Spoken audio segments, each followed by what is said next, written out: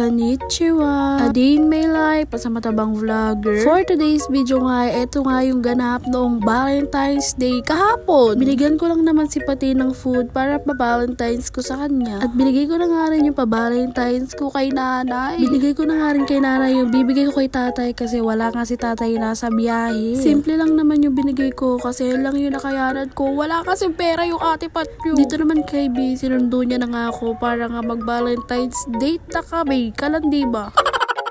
Papunta nga kami ngayon sa Palayan City para maghanap ng makakainan. Dito nga ay naiiyak-iyak ako. Hindi ko alam kung bakit. Tinawagan ko kasi ang inay at meron akong voice message para sa kanila ni tatay. At nung tinawagan ko, nagti-thank you siya at umiiyak. Kaya naiyak na rin ako. Napaka-OA talaga. Share ko nga lang sa inyo na simula nga nung elementary ako at hanggang ngayon hindi nawawala sa akin yung binibigyan ko sila ng gift tuwing Valentine's Day, Mother's Day at Father's Day. Nga lang ako hindi nagbigay ng letter sa kanila at binoise message ko na lang. Mahirap din kasi intindihin yung sulat ko minsan. Diyos may marimar. Sa lahat po ng nanonood ng vlogs ko, Happy Valentine's Day po sa inyong lahat. Nandito na nga kami sa Palayan ni B at hahanapin nga namin kung saan kami kakain. Only wings nga ang cravings ko ngayon kaya kailangan makahanap kami ng only wings. Hala! Ito nga hinahanap namin may only wings sa Itaewon. Di ko alam yung basa doon, Itaewon o Itaewon. Bala kayo dyan. Basta dito lang siya sa tapat ng hospital dito sa Palayan. Meron nga din sila dito only samgyeopsal. Mamimili ka lang kung anong gusto mo, only wings or only samgyeopsal. Balak nga kasi sana namin ni B na i-take out na lang yung only wings kung meron silang take out. Kaso sabi nila wala pa daw silang take out ng only wings ngayon. Dito lang daw dine in. Kaya ayun, naisipan na namin na dito na lang kumain.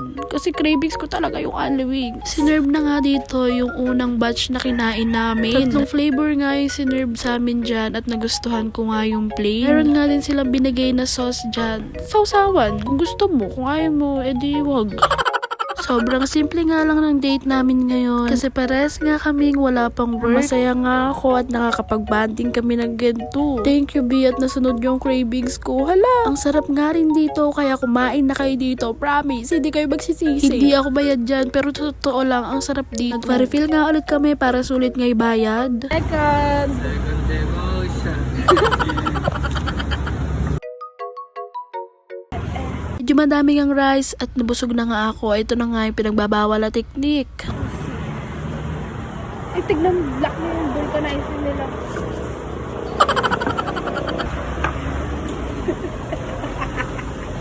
Bakit? Ha? Kunti lang yun. Happy Valentine's Day po sa inyong lahat. Gusto ko lang mag-thank you sa lahat na nagpupunta dito sa bahay at nanghihingi ng sticker ko. Medyo pangit nga yung sticker ko ngayon kasi black and white yung kulay. Para daw akong patay. Hala! Pero pinaiba ko na nga yung kulay. Normal na lang. Dito nga ay busog na ang mga persons. May marimar na yan. May dadating nga ako bagong sticker, yung normal na kulay na nga, Diyos may marimar. Nahihiya rin kasi ako magbigay ng sticker pag gano'n yung color, black and white. Ba naman, nasa uli talaga yung pagsisisi eh. Busog na ako, natutulala na eh. Last one! Last bat eh, bumbong na yun. Last bat. Tayo na lang! Dali!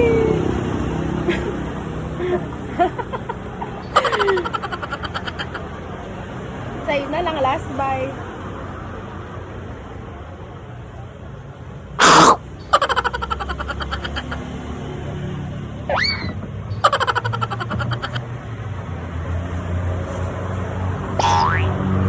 Abay, Diyos may marimar, busog nga ang mga person. Sulit nga ang mga person at nakapag-unli kami kahit isang beses lang. So pa nga sana namin pilitin na isa pa para sulit nga yung bayad ka. So hindi na talaga kaya. Abay, natutulala na eh, pipilitin pa.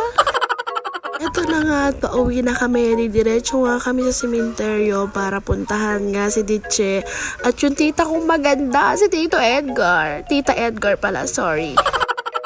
Wala nga akong nadalang bulaklak kay Tita Edgar. Saktong-sakto ang daming bulaklak dito sa harap niya. Kaya namitas na lang ako. Abay, libreng-libre yan walang bayad. Actually, kahit di na ako mamitas, nasa harap niya naman na yan. So, para sa kanya na yan.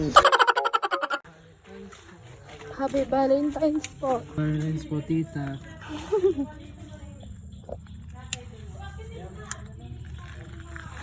Yay!